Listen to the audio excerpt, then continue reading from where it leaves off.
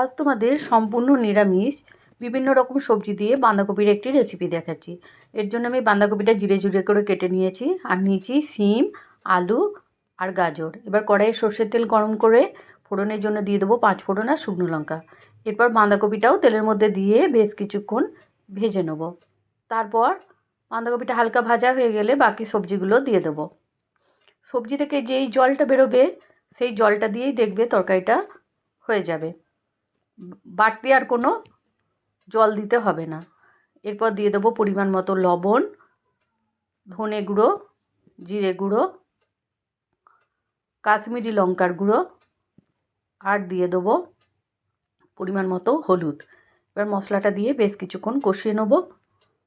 মশলাটা বেশ কষিয়ে নেওয়ার পরেই দিয়ে দেবো সামান্য একটু আদা বাটা।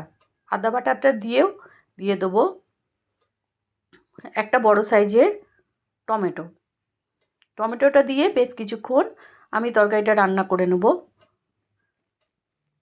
এরপর দেখবে সব সবজিগুলো যখন সেদ্ধ হয়ে যাবে তখন নামাবার আগে দেবো সামান্য একটু চিনিটা দিয়েও বেশ কিছুক্ষণ নাড়াচাড়া করব। তারপর নামাবার আগে দেব সামান্য একটু গরম মশলার গুঁড়ো আর 1 চামচের মতো ঘি। তৈরি হয়ে গেল রুটির সঙ্গে খাওয়ার জন্য সম্পূর্ণ নিরামিষ বাঁধাকপি রেসিপি।